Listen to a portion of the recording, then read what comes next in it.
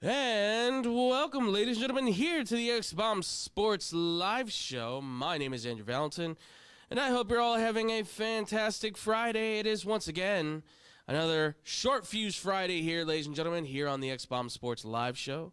It is a beautiful, brisk day out there. I hope everybody's enjoying themselves if you're here in the great state of Illinois, because we are coming to you live here from the Illinois Media School in the O'Hare campus.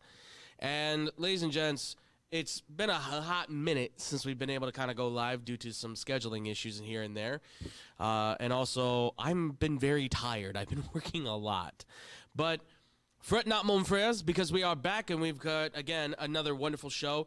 This one, however, is going to be packed full of questions. I figured we're kind of getting into the, I don't want to say dog days, but we're kind of getting to that point where the sports news cycle is starting to kind of fill with everything that's not football related. Nothing against other sports, but football kind of dominates overall, unfortunately, here for our shows and everything. So with that, I thought we'd answer a couple of questions. This is mainly, of course, again, about football and about basketball, because we do have the draft coming up, and we do have an announcement hopefully coming soon here for our own draft show. We probably won't be looking at location this time. We may be doing it straight here from the show here in our studio itself. So we'll give you guys more details as we figure that stuff out going along the way. But, ladies and gentlemen, if you want to check us out anymore, of course, we're live. We are streaming live right now on YouTube and on Twitch. That is on youtube.com/xbombsports and on twitch.tv/xbombsports as well, where you guys can catch all of the streaming sites every Monday for the hour-long show and every Friday for the Short Fuse Friday shows. You guys can also follow us as well on social media. That is going to be at xbombsports on Instagram, Twitter, and Facebook. And, of course, too, ladies and gentlemen, if you guys want to see any more of us with more personal questions, like we have here for our X-Bomb fan questions, you can hit us up at xbsportsofficial@gmail.com, too.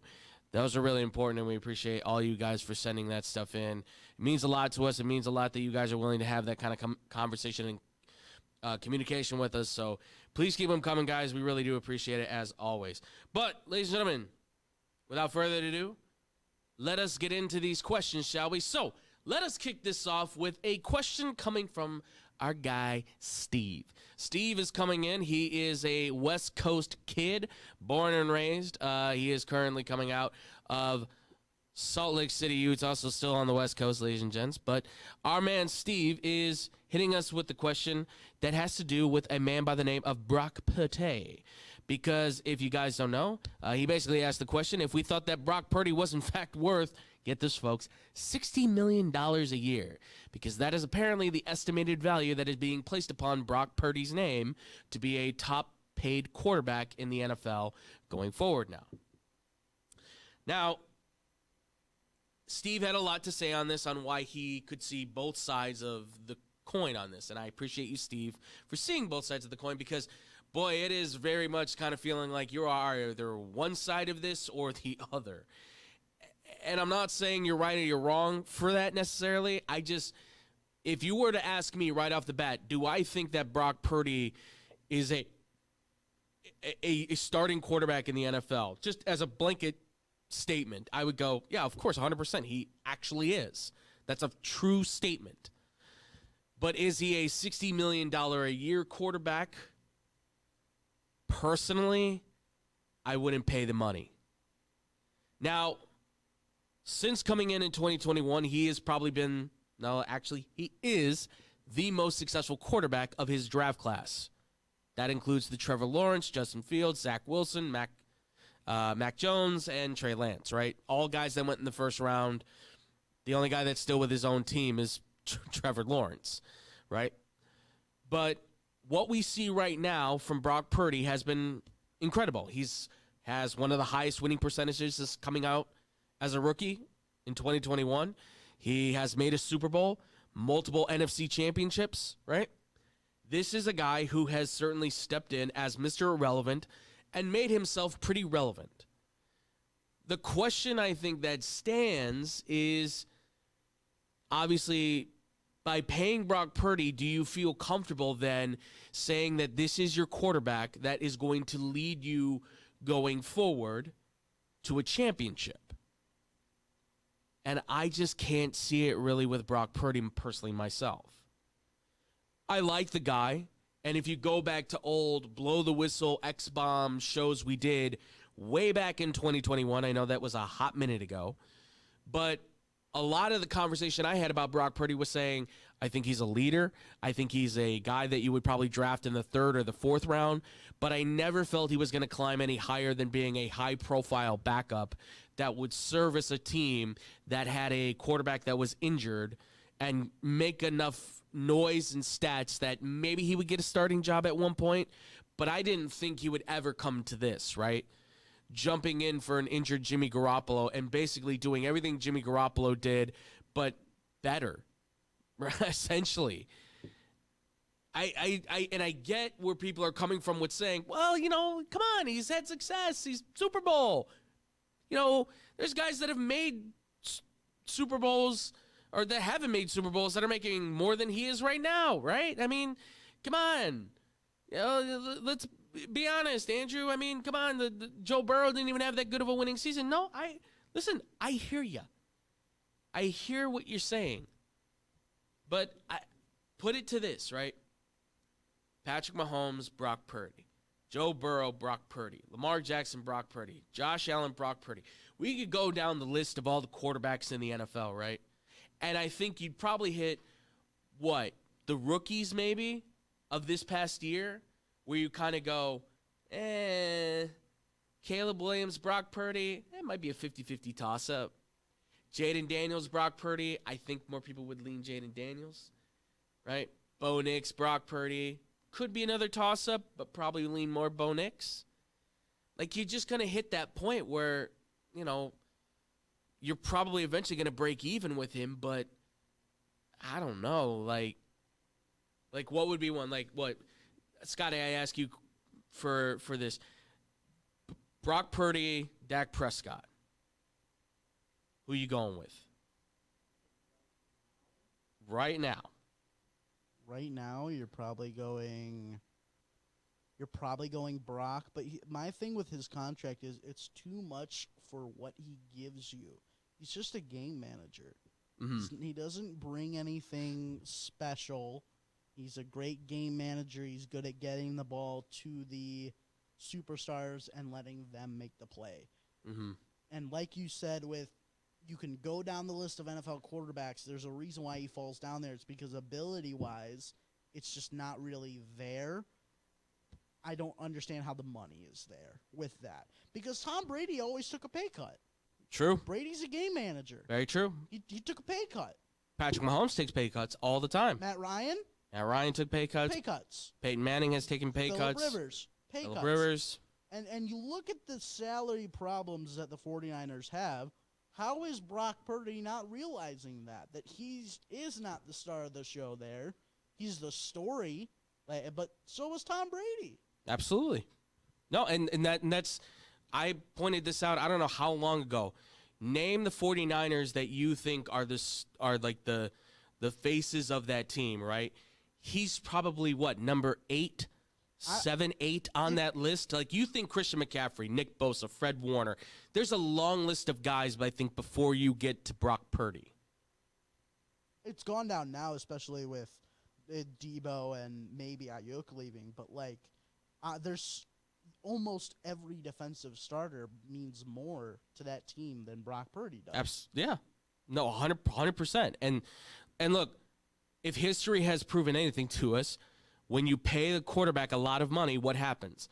Sacrifices. Exactly. Sacrifices have to be made. You have to start making cuts. I get Trent Williams probably has maybe one more year and he probably retires, and then 5 years later he goes to the Hall of Fame, right? George Kittle, couple more years left. His body probably is not going to be able to hold up much longer. That's money off your books fine, too. Christian McCaffrey, I don't know how much longer he's going to be able to go. I feel like he's on the downfall, but that's money that can eventually come off your books, too. But the problem is that once you pay Brock Purdy, you're going to have to hit on the draft as much as you can. And after what you lost in free agency, you have a lot of holes you're going to have to fill with, what do they have, like 12, 15 draft picks, something like that? They have a lot of picks. But you better, and John Lynch is a good GM, but you have to make every single draft pick count if you want to come out of this as a top dog still. As a winner in your division, you have to do that. Otherwise, this is where now Seattle, Arizona, and I think the favorite being maybe the Rams are going to come through on this. Like, you owned the NFC West for a while there. And now, after you pay Brock Purdy, this could be the moment where you go, this is tough. And by the way, what that money signifies, too, really says, hey, this is our Joe Montana. And if that's the case, so we're talking constantly in the playoffs, constantly in the NFC Championship, constantly competing for a Super Bowl, right? Winning a Super Bowl or probably at least a couple Super Bowls, $60 million a year triggers a whole new litany of things that come across your name all of a sudden. Is he prepared for that? He seems like it. It's just, he doesn't stand out for, I think, for any of us, really. Like you said, Scotty, he's a game manager. I like the guy. It's just you pay him immediately and watch the 49ers. They're just going to have struggles. It's going to be the Alex Smith thing all over again. And this is where I'm going to say it. Do not be surprised if in the 4th, 5th, or 6th round or in those later rounds, you see the Niners take a Kyle McCord, a Will Howard.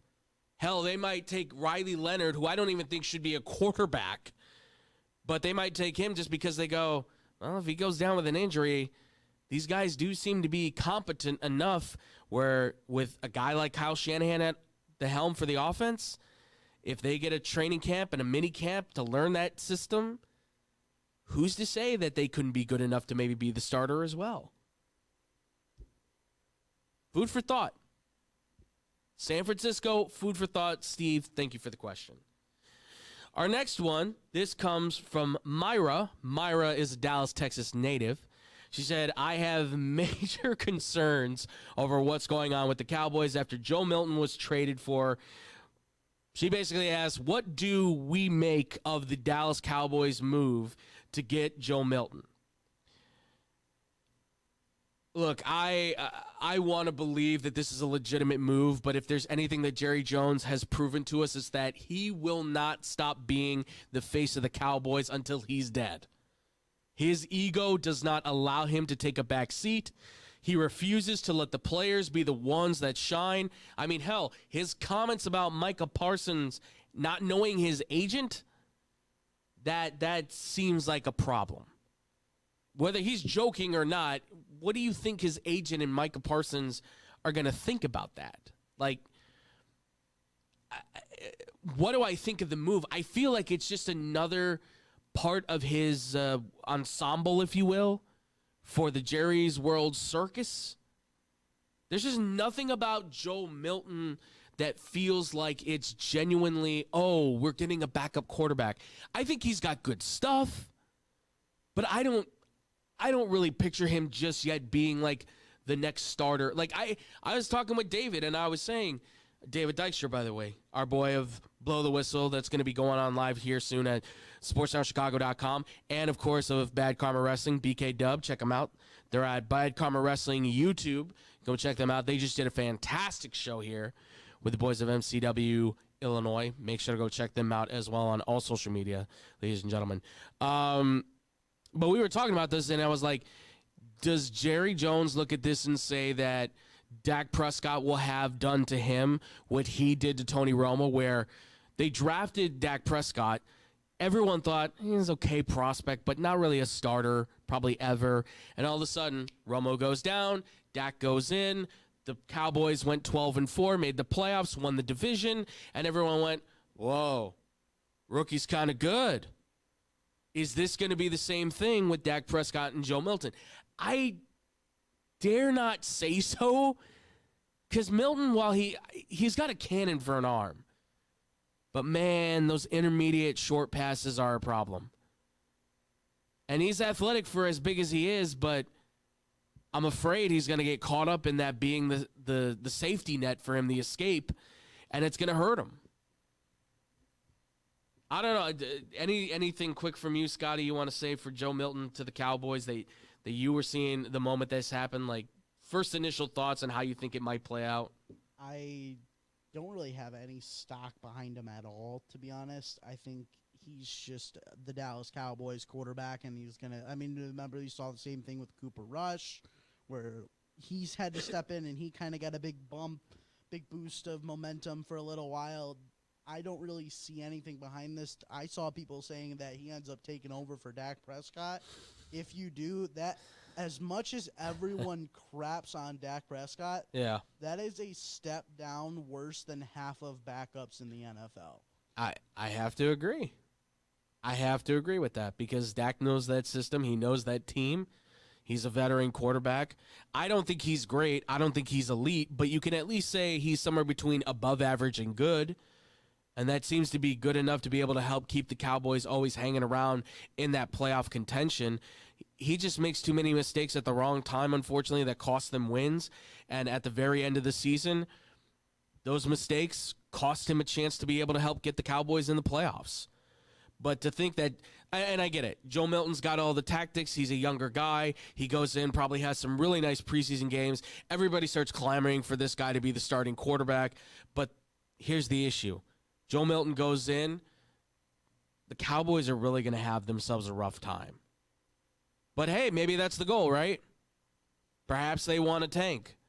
Perhaps they went, we're sick of seeing everybody have the top quarterbacks. We want to finally have a first-round pick quarterback in our back pocket. Because the truth is, they haven't had a first-round pick quarterback, I believe, since Troy Aikman, if I'm not mistaken. Because Tony Romo was undrafted. They traded for Bledsoe. I can't remember the last time they took a quarterback in the first round. Traded for Lance. Traded for Trey Lance. Exactly. That might be their last first round pick quarterback that was on the roster.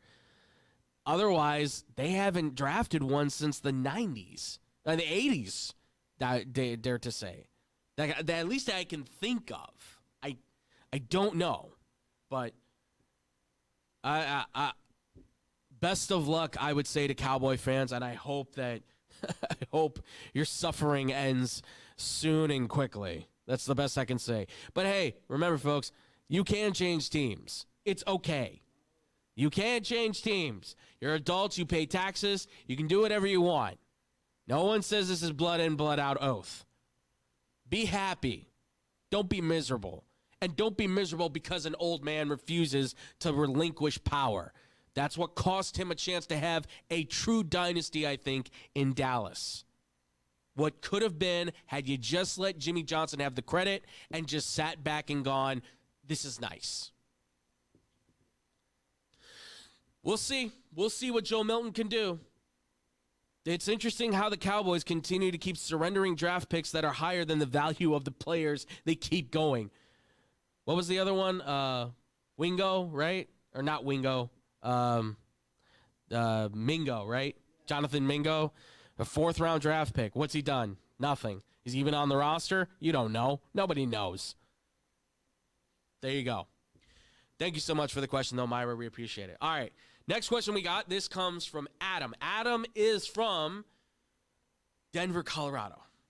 And he's a former graduate of the Buffaloes, ladies and gentlemen.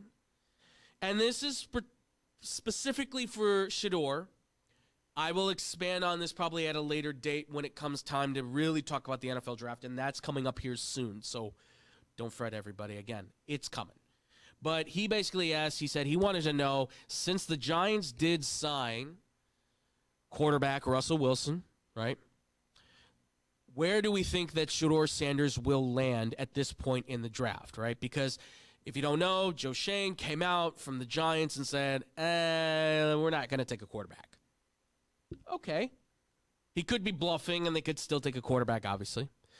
But everybody's now mocking it as Cam Ward, Abdul Carter, and Travis Hunter as 1, 2, 3. Okay. So where does Shedeur go then, right? Raiders are going to be there at 6. But the Raiders just made a move, I believe, if I'm not mistaken. They extended Geno Smith to 2 years for $75 million. Thank you, Scotty. I couldn't remember the years. That was the thing I was fishing for. 2 years, $75 million. A lot of money for a guy that is a bridge quarterback who I believe is 32, 33, I think.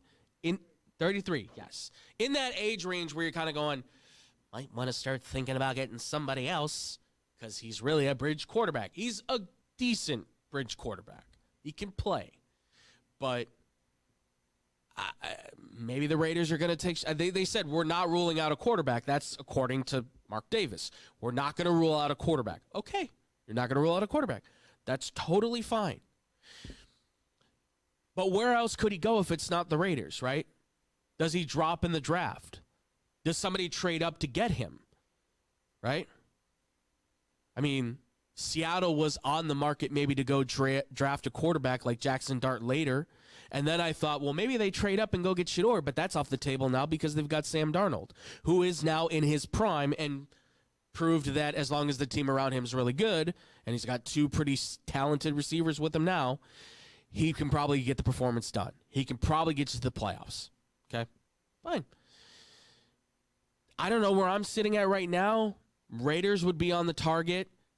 Steelers might be on the target, but they're going to be all the way at the bottom. But hey, maybe the Steelers do something I don't think they've done in a long time, which is trade up into the draft. I think it's been a hot minute since they have. The other one that I would go to argue too might even be what the team we just talked about, the Cowboys, right? How crazy would that be? I mean, you just got Joe Milton, you got Dak Prescott, now here we come, and we got Shedeur. It's plausible, I suppose. I mean, where else could he possibly go that he would really be needed? The only places I can think of right now would be Vegas, but you'd probably be the backup. Dallas, but again, you'd probably be the backup. The only place he's getting a starting shot then is Pittsburgh, right? Unless they go with Rodgers. But I have a question for you. Sure. Last year, we all went into the draft and said, the Falcons, they just signed Kirk Cousins. There's no way they draft a quarterback. Of course. And they draft Michael Penix. Absolutely. Is there any team right now for you that right off of the bat you could think of that doesn't need a quarterback at all? Yeah. But might pick him? Because I got two that instantly came to my head. I got Miami. Okay. I think there's a conversation to be had there. Sure.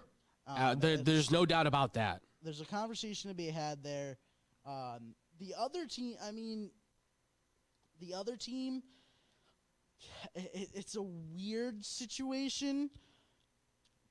But Detroit, I mean, I know Goff is there, but yeah, at what point do you maybe say Goff is over it? You know, he is that game manager type. They stay in the NFL long term, but sure, with the weapons that they have, maybe they'd think that Sanders is the better option to get the best out of their players in 2 to 3 years. It's possible. That's possible. I mean, I'm looking at maybe like New Orleans. New Orleans needs a quarterback. They need a quarterback for sure. I'm talking about a team that now they don't need a quarterback, but you could see them picking him. You know who could be one? Indianapolis might be one to kind of keep there. I understand that Anthony Richardson, they're going to try to make that work. A lot of people, I wanted to get into that because I got some questions from people that were like, what do you make of the Anthony Richardson, Daniel Jones? Off the bat, I'm going to tell you right now, it is going to be so much fun because it's going to be, all right, quarterback who throws the least amount of interceptions gets the starting job. That's how that's going to go. But if you're the Colts and you're saying, we don't feel confident in Anthony Richardson just yet, and we have Daniel Jones, but he's really a glorified backup, if anything. I don't even know if you can say glorified. He's just really a backup more than anything at this point. And if you I think the only way it happens, though, is you move Anthony Richardson to somebody, but I don't know who's picking him up, right? I don't know who that would be. Other than the Colts, I mean, the Jets are a maybe.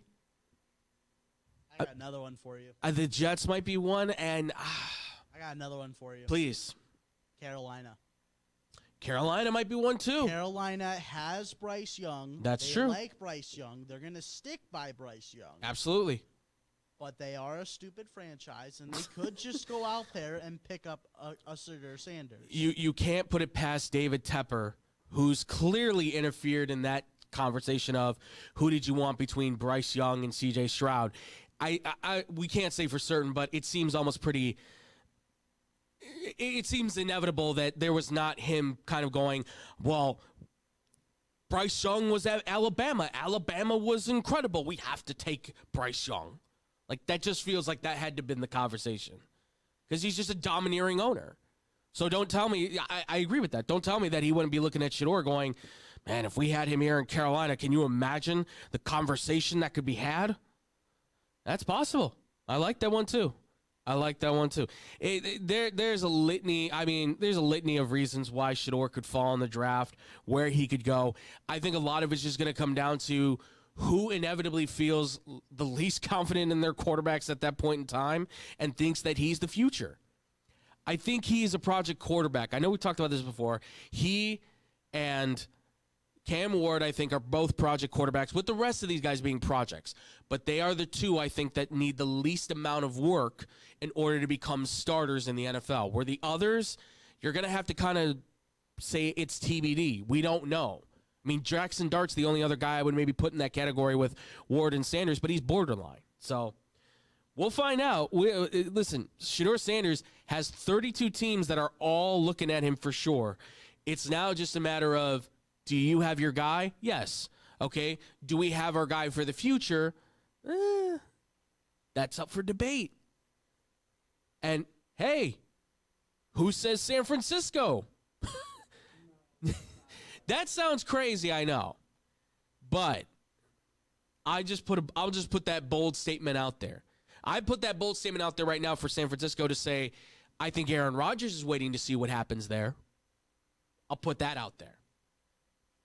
A-Rod is waiting to see if he can go back home and be like, I can finish the job. No, you can't. I don't think you could, but we'll see. The draft is April 24th. Right around the corner, folks. We will be following every step of the way. Again, draft show is going to be happening. Going to be a lot of fun, folks. Keep your eyes out for that. We'll give you more details as it comes along. Thank you so much for the question, by the way. We appreciate it. The next one we have, this came from our boy Nick. Not our boy Nick, but our boy Nick, who is from Brooklyn, New York himself.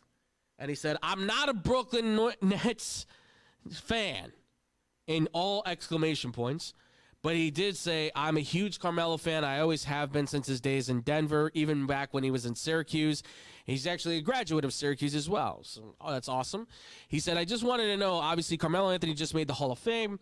Where do you see Carmelo Anthony's legacy at right now? And who do you think he should retire with, and who should retire his jersey? I'll answer the last two parts very quickly. I think he should go in as a New York Knick. I think the Nuggets and the Knicks both retire his jersey. What, you don't like that? Really? He had more success as a Knick, though. He had 6 All-Stars as a Knick. He was more popular as a Knick, but Prime Melo is Prime Melo is Nuggets Melo. Would you not say, though, that he was still in his prime when he was with the Knicks he and had made 2 years of prime in New York? I would. The rest of it was just star power. I would say there was a little bit more to him than just. I think his prime was a little bit longer. Now, granted, I'd say this: the last 2 All-Stars probably stretch, right? Sorry, Carmelo makes me sneezy. On us, Andrew. Yeah, I know. God, call a hospital. But no, don't actually. He's okay. I'm okay. I promise you, I'm okay. Yeah, please don't. I'm fine. No, I look for what he revitalized that franchise. Now he did that for the Nuggets too. Like, you didn't watch a Denver Nuggets game for your life until Carmelo came on the board, right? Let's be honest. You didn't even know what their colors were until you saw him and you went, "Oh, that's what their uniforms look like." Like, come on, you forgot they were a team. And the last time, and then there was a gap, and then Jokic came around, and then you went, "Oh, hey, the Nuggets have a really good player." Like, come on. I understand what you're saying, Scotty. I do. Prime Melo was a bucket every time, right? I still think, though, for what he did for the New York Knicks, I think is just there's a vital sense to what he was able to accomplish with them, right? And even if you take those last 2 All-Stars away, he still has, I think, 4 major All-Stars that he can put to his name to compete with what he did in Denver, where he has also 4 All-Stars. So I just think, though, what he did for the Knicks, I mean, he took that team kicking and screaming into the playoffs, where the Nuggets gave him a little bit of help. The Knicks, he kind of just had to turn it on and keep it turned on. Can I make the point for you? Please. You're saying look at what he did for the Knicks. The Knicks are a glorified NBA franchise with so much history. Look what he did for the Nuggets, bringing them away from obscurity to primetime TV. That's more of an impact to me. Fair point. So you saying, oh, look at what he did for the Knicks. He did nothing for the Knicks because the Knicks are a perennial NBA franchise. They spend the money. They're a known commodity. The Nuggets were nobody. No. And he brought them up. I think that's more of an impact. No, that's fair. That's totally fair. And listen, if you want to go by the stats, folks, his stats between Denver and New York are pretty much even. Like they're pretty much even if you look at them. I mean, because that was his prime. Those years between New York and Denver were his prime, no doubt. From a kid that came out. By the way, remember, this is a guy that went to Syracuse. They were 23-13. He goes there. They're 30-5, winning a national title with him as the leader, right? Like, he just lights up the room as a rookie. Now, Grant, if LeBron hadn't been a thing in 2003, he would have won Rookie of the Year. Like, that's how good he was.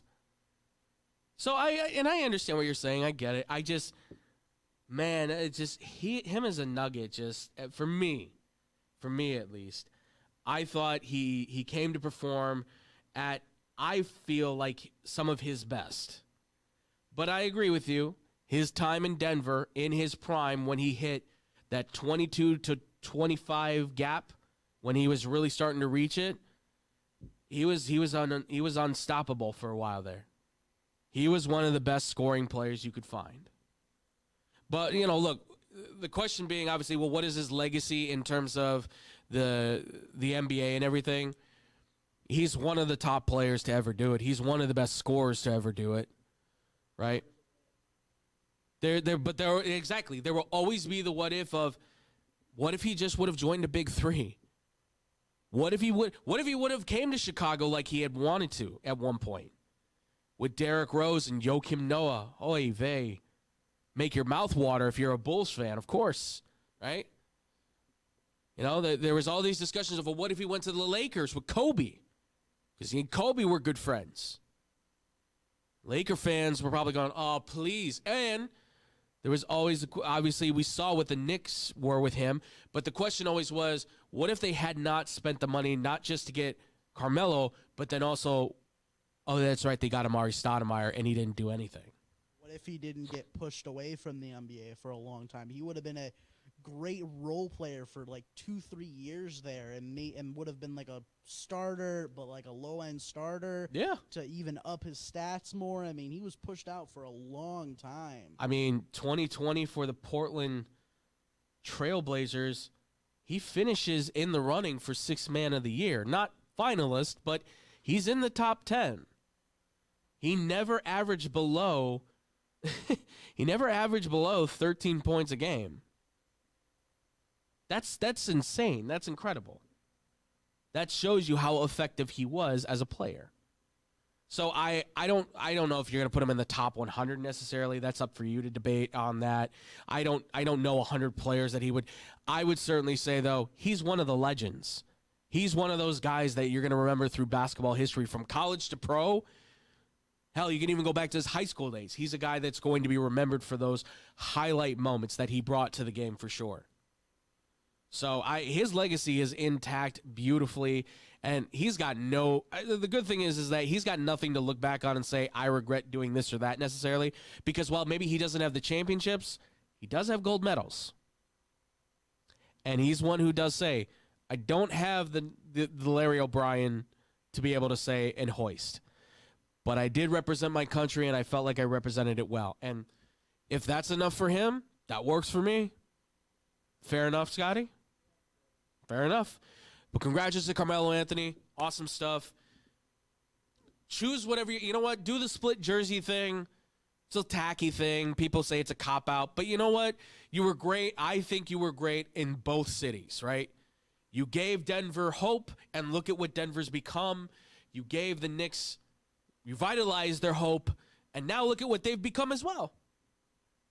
In a way, you were a gap player for two franchises who one's won a championship and the other one is maybe on the verge. We're going to find out. The Knicks look good. They just, God, you got to finish in the playoffs, guys. You got to finish. You want a title. You got to finish. Now let's talk about a guy who's like becoming a complete waste. Yeah. Thank you so much for the question, by the way. Our next question, this came from our boy Z. He's just Z. Yo, this is his email. Yeah, this is his sending email. In the question. He sent in the question. He just sent in Z, so I think he's going anonymously. Zion is in your email, bro. Yeah. I think he's going anonymously on this, but he asked just straight up, point blank, he said, is Zion Williamson a bust? Just that was the whole email. I get some people who just give me like all the reasons and give me detail and stuff. He just like, do you think he's a bust or not? He's to the point. That's the thing, because you look at his career, you look at the stats, right? I'm just talking the stats on this one.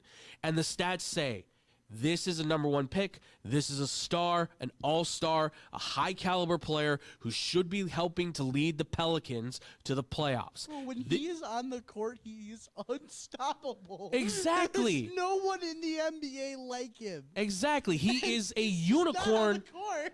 He's a unicorn of a player. But once he gets hurt, everything changes. And that's the problem. He's played one season, 70 games, and that was the 2023 season. You can't do that. Honestly, he's in Anthony Rendon conversations. Honestly, he is. Ooh. He's up there. And you know what? Except at this the point, only thing that's making him better is because when he does play, he's incredible. Absolutely. He is such a physical specimen and such a gifted athlete for how big and powerful he is. And yet, that is, I think, also his Achilles heel. Because he's playing at a big, a weight, right?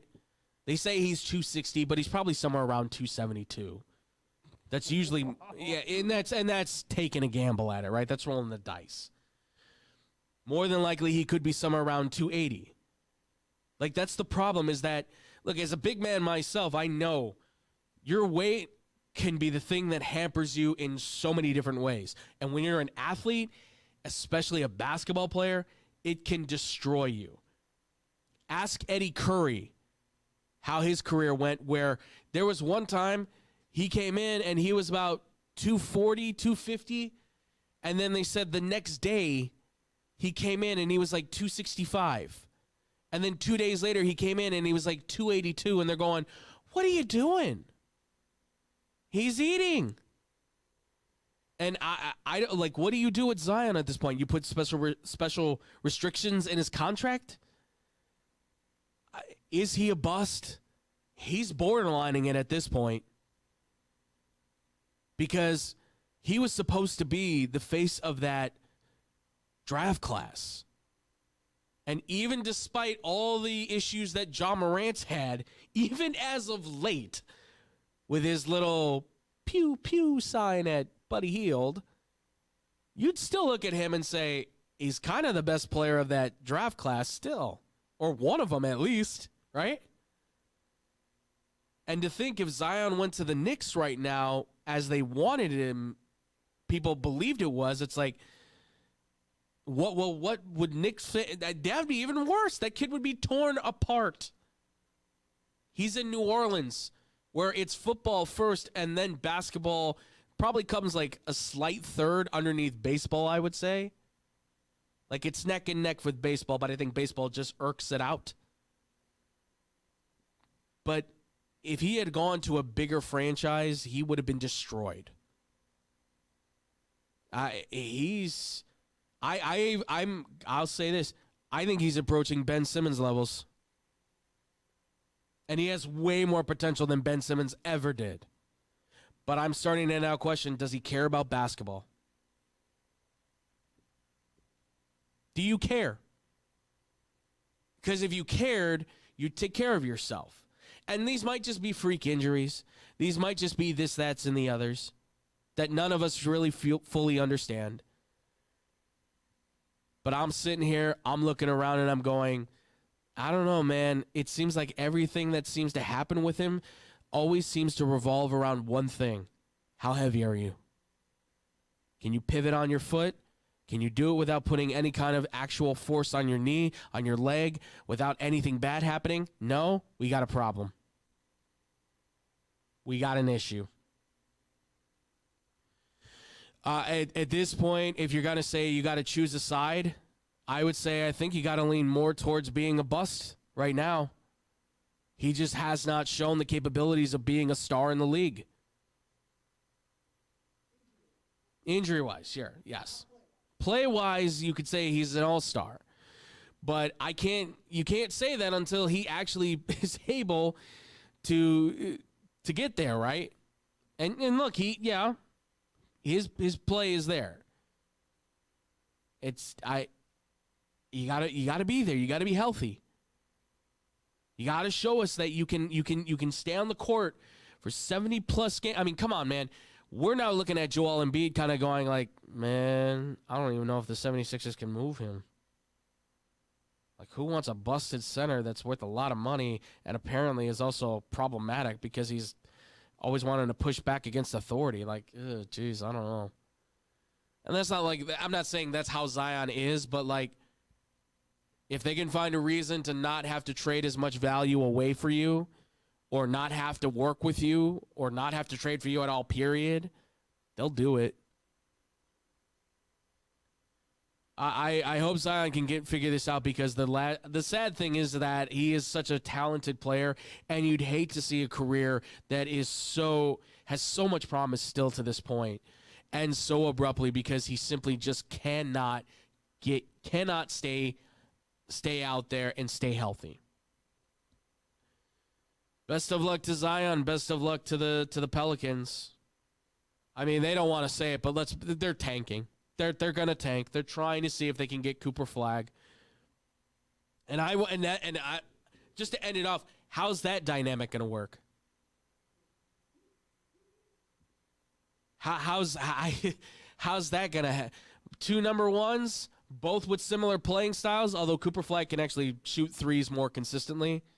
And I guess he can play the wing, the three, but I don't even know if those two Duke boys could actually get together.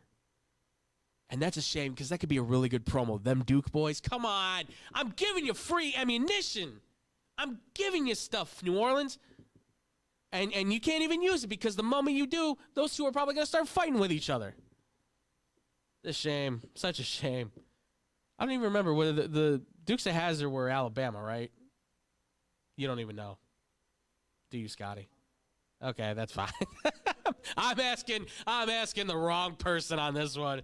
I need David in here to save me on a reference, I think. I love you, Scotty. All right, thank you so much for the question. I really appreciate it. Now, the last one, this was kind of a collective one. No one in particular. I just got a lot of emails about people asking us about what we thought about the March Madness.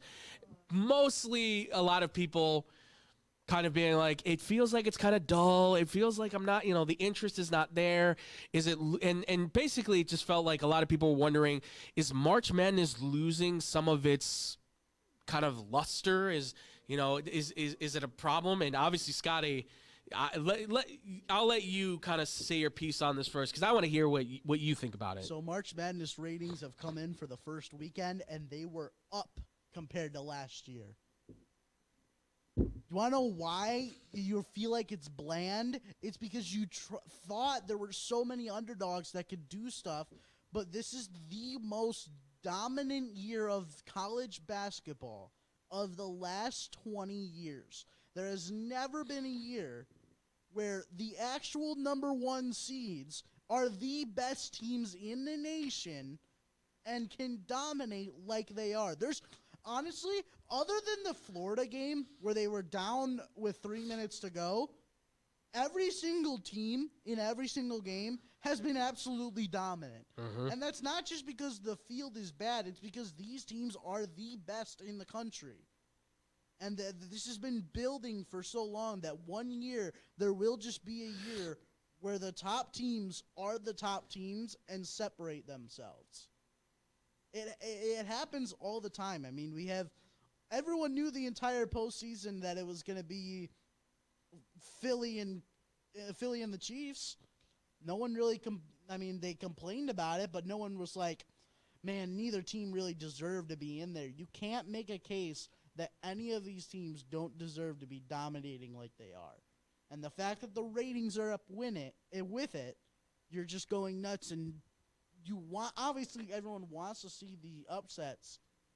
But there really wasn't, other than McNeese, but they weren't really going to go far. A lot of the matchups this year I thought were pretty bad for teams that could have made a run.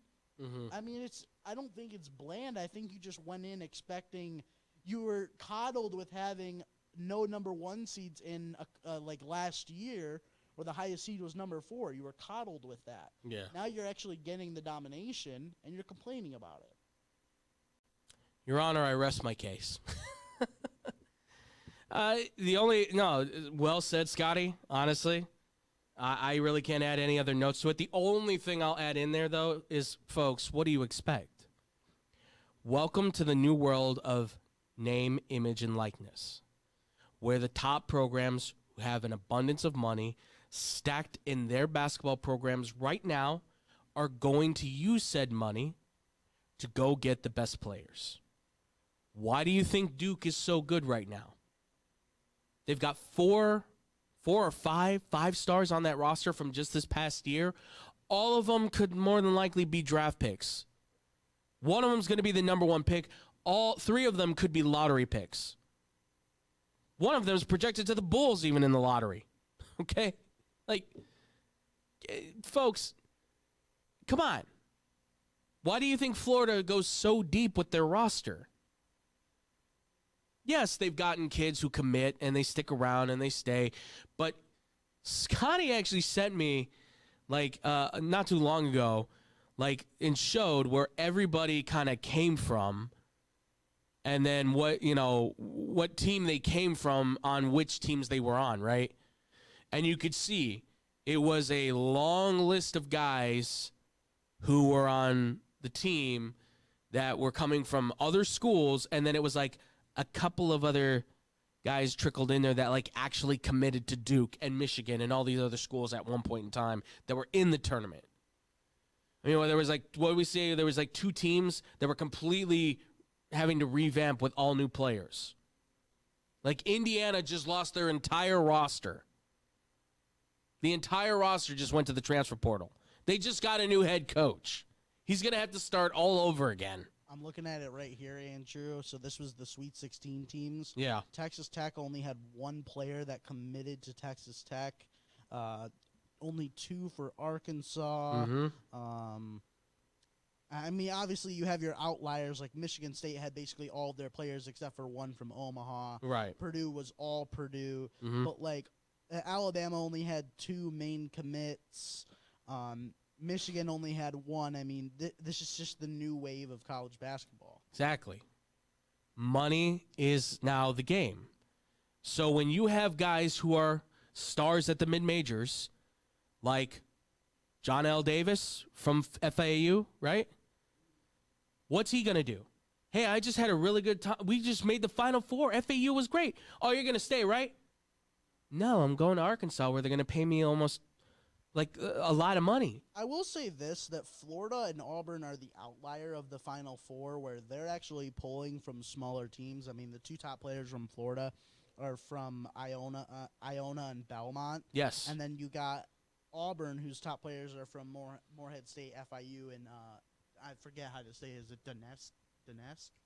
Duquesne. Duquesne, yeah. Yes. Duquesne. Yeah. There's a difference there, but you look at Duke, they're pulling players from Syracuse, Purdue, Right. and then Houston is Baylor, Oklahoma. Those are actually big schools. They're doing it differently, where they are getting the smaller schools and recruiting them in. Right. Especially Florida, they're actually 2 top players were actually higher quarterback prospects than they were basketball prospects. I did see that. Yes. So there's a little bit of a difference there, but you look at some of the other teams, and it's just baffling how many they bring in from other schools because it's top heavy. You want to look at other sports. No one complains when the Dodgers really win it, but they're pulling all the best talent.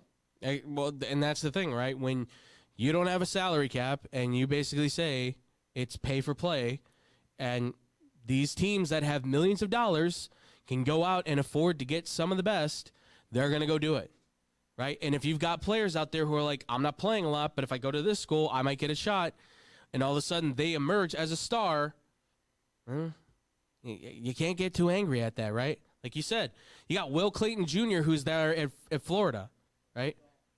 The guy, yeah, exactly. The guy is a player through and through. That is a guy who, I've said it, I don't know if he will be the guaranteed lottery pick like some people are trying to sell, but I'll tell you this. If you're the Celtics or you're some team that's trying to win a title and you need a ready-now guard in the first round to kind of come off the bench and get some points for you, there's a guy right there, right? There's a guy right there that's not only earning his money in Florida, now he's going to earn his money in the NBA too. That's the thing is, you're going to find – every team's going to have to find the guys their way, but unfortunately, we're going to now enter a time in the NCAA tournament in March Madness where the top teams will be the top teams. There will be very few of these small schools that will emerge. Although I do like what I saw one coach said. I believe it was the Grambling head coach. I believe it was him who said that there should be a buyout, like a buyout for the kid's contract. I kind of like that idea because you're giving the school the money then for the kid, kind of what we see with transfer fees, right? In soccer, giving that organization, that university team money in order for them to then go spend that on NIL if they want to get other players, where then the team that bought that player, they get that player, but they just have to give the other school the money. That's not a bad idea, I think. But that is the way I think to kind of make this thing a little bit more fair and competitive. But problem is the prestige of some of these schools, unfortunately, combined with NIL money, it's just going to be hard to top teams like Duke or Florida. Or I don't know if UNC can ever get back to their glory days. I don't know what's wrong with them, but whatever. Break my heart all over again, I guess. But you're going to see it. St. John's is probably going to be one, right? You're going to probably see it from other, Syracuse, I'm sure, and all these other USC and UCLA, top schools with big name brands who have a lot of money at NIL. They're going to be the ones consistently making the tournament, being successful in it, and winning the championships. I'm sorry, but I'm also not sorry because this is the new way of life. This is the new wave of college basketball. This is a new wave of college sports, right? Unfortunately, what goes for basketball, it's going to kind of, not completely, but it's going to kind of ring the same for football and baseball and any other sport out there, right? It happens. It sucks, but it's what it's circle of life of college sports right now. To be honest, I don't actually hate it. I don't think it's a bad thing, but I guess it doesn't really ruin it for me because to me that would make an upset seem more special. Absolutely.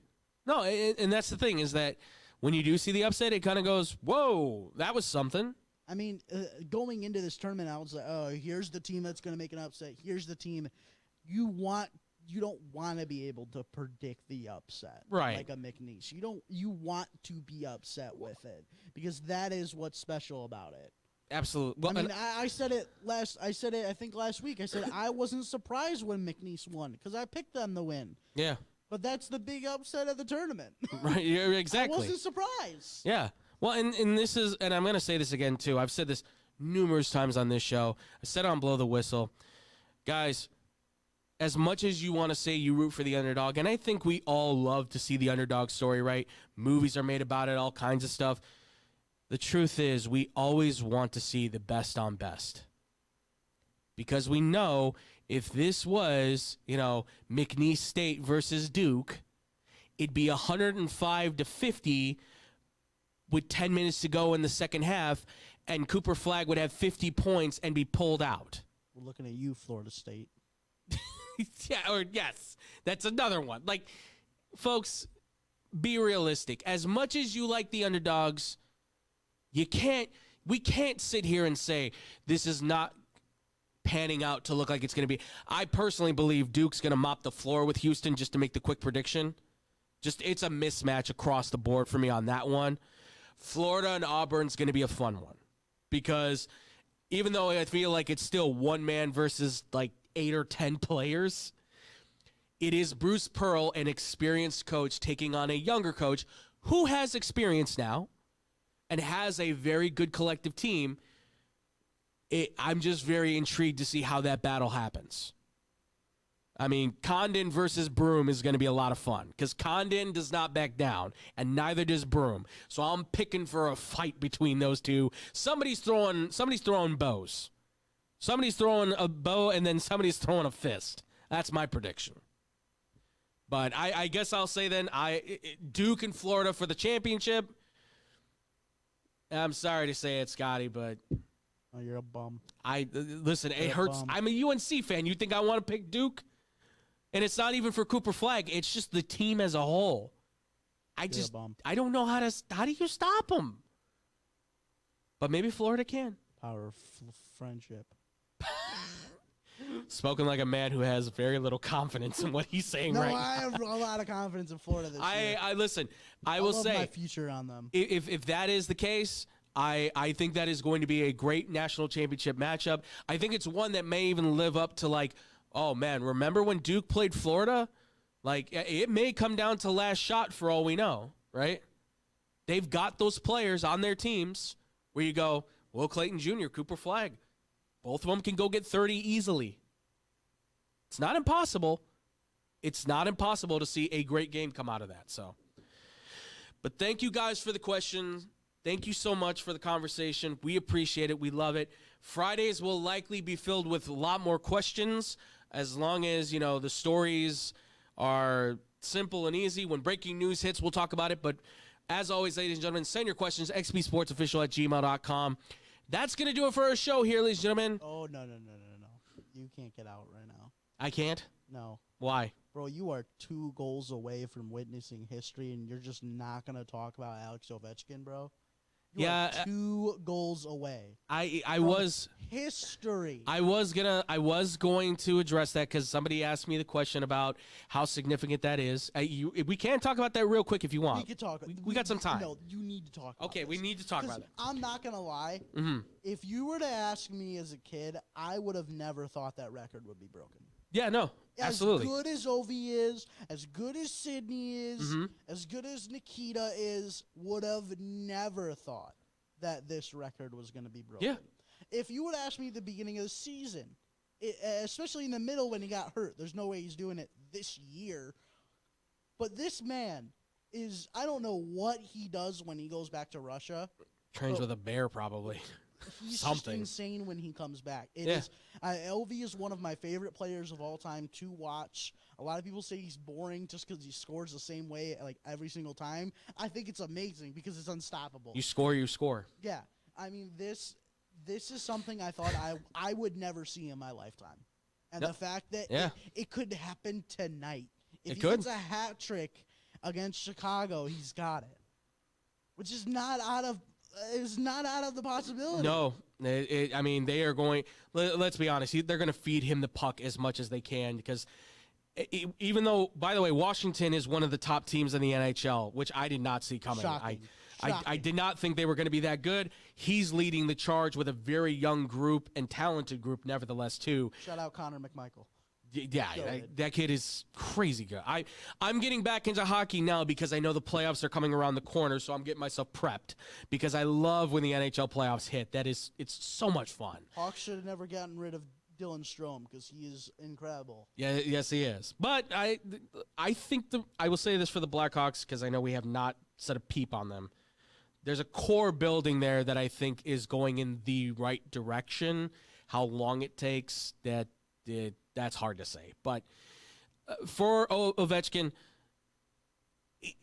there's a part of me that's happy to see him break the record. There's a part of me that's kind of like, kind of stinks because, it's the great one. It's Wayne Gretzky.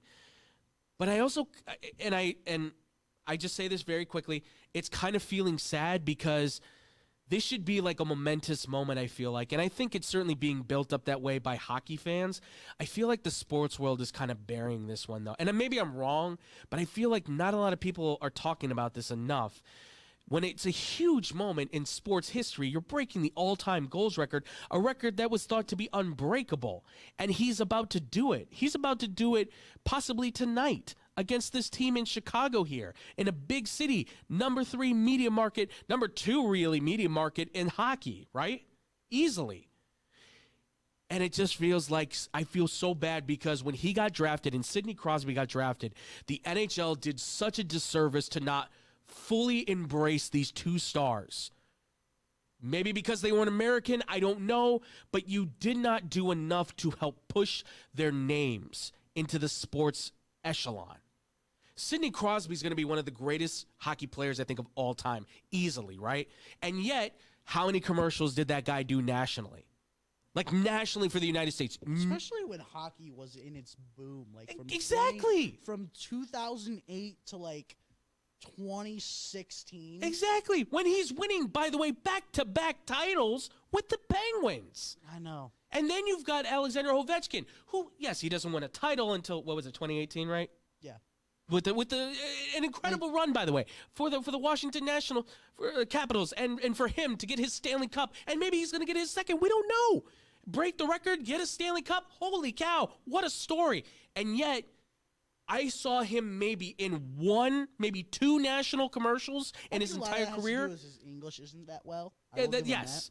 But I think the only one I can really think of is the This Is Sports Center one, which fantastic, by the way. It's maybe one of the best they've ever done. I would say I don't really have a problem with him breaking it because Wayne Gretzky would still hold the all-time points record if he never scored a goal in the NHL. So that's crazy. I don't really have that big of a problem with it. I don't either, by the way. That. Yeah, no, I don't either. It's just what stinks is that, and again, I'm not a big hockey fan. It's a momentous moment in sports history, and it's going to get buried because unfortunately, everybody will find the March Madness talk, the draft talk, the Brock Purdy talk, the Aaron Rodgers talk.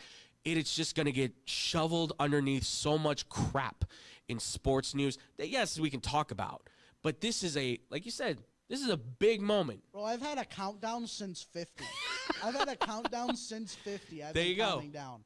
There you go. This is a major. I'm treating this as a major moment in my life. I might cry when it happens. So I love Ovi.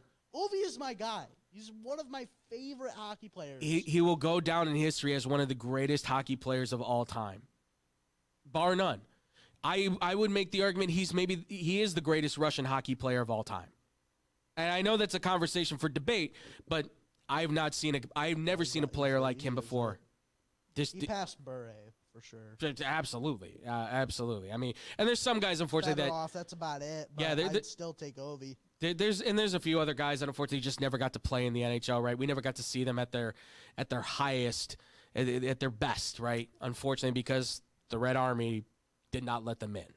That's the sad part about that. But that's my thing for this is that I am so happy to see him break it. I'm going to embrace it myself, but I just feel bad that it's going to pass like such a whispered moment when it should be one that is like, it should be on the cover of papers and and magazines, and I know those aren't really things anymore, but, on internet sites and everything, and it'll probably kind of be like a little blurb that's like, hey, by the way, Ovechkin got the goal record. Like, I'm not going to lie. Like, when they do hit records like this, they shut down the game.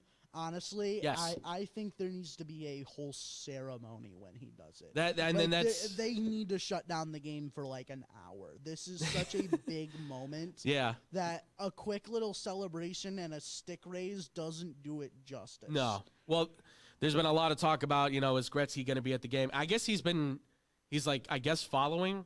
I guess is the word. I think he's been following. I think they said he's been following. So he'll be in Chicago tonight. So if you're there. He's gonna be here, I guess, for one's for Wayne. Yeah, he's possibly gonna be there for the moment. So, if there's ever a moment the NHL wants to be able to put this on the big stage, if it's not New York, Chicago's it.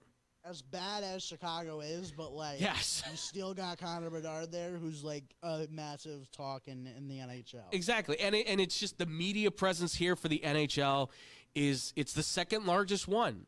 Like, I mean, in the U.S., I have to say, because I was gonna say in the U.S. Canada. Detroit's crazy. Yeah, yeah. You can't beat Toronto. You're not gonna be sorry, Toronto. Toronto, I think, beats New York in terms of hockey coverage. Like, sorry, it's not gonna happen. But I wish Alexander Ovechkin all the best. I mean, first ballot Hall of Famer. And he did it all with one team. That's true, yeah. With one team. Yes, he did. He kept them fighting for so long. Come on. That says something, too, the fact that two of the biggest stars in the history of the game have just never felt the need to leave, ever. Despite the fact that they easily both could have at any time, joining super teams, probably winning cup after cup. Like, Ovechkin had plenty of chances. We know Sidney Crosby at one point was getting upset with what was happening in Pittsburgh, but he was like, no, it's my team. I'm staying with them. I'm going to help them find a way. Props to those guys, because you don't see that anymore. And it's going to get interesting now with the salary cap going up to $100 million now, I think, right? It's going up to the 9 digits now, so things might start changing. But, hey, Dogs on Ovechkin, a salute to you, sir. A great salute to you. But, man, Gary Bettman in the NHL, if you don't start doing the promotion work for these players, this league is going to have a hard time reaching its pinnacle. It could be so much more if you just put the bucks into the advertisement. If you just got to the youth more, something. It's growing, but it could grow so much more if you just worked hard. I know it's a side note, but to me, what Ovechkin is doing should be far more significant, and I blame Bettman in the NHL for not doing the legwork, for putting these guys on the pedestal that they should be. Scotty? Oh, okay. I'm just making sure. All right. Well, ladies and gentlemen, that's going to do it for us. Again, we got hockey talk in finally. How about that, folks? Got some hockey talk in. And by the way, Kevin De Bruyne's leaving Man City. How about that? Some soccer talk, too. Amen, baby. Where's he going? Bruno's better. Bruno's better? He's got more Premier League player of the months. That's true. Kevin De Bruyne, if you really want to... He's got zero. He's got zero because he's a bum. If you really want to come to Real Madrid, I'd be very, very happy. I'd be very happy. Please, I can't look at Barca in the top anymore. Help me. God, Yemo's so good. He's so good. All right. That's going to do it for us here, ladies and gentlemen. Check out our show, obviously, YouTube and Twitch every Monday and every Friday. The long show every Monday, the short show every Friday. Also, as well, too, see us on the social media. We're at XBomb Sports on Instagram. We are also and Twitter, or X. I guess it should be X. We're also at XBomb Sports as well on Facebook, or facebook.com/XBombSports2. And with that, ladies and gentlemen, again, any questions, comments, emails like that, xbsportsofficial@gmail.com. I am the Fluffy Guru on Twitter. I'm at Boom Crew Captain on Instagram as well. Follow me, like me, ask me any questions on there as well. I appreciate it. Thank you all so much for watching. Thank you all so much for listening. We will see you guys next week, hopefully, for Monday's show for another long one. And as always, ladies and gentlemen, much love. Peace out, Boom Crew.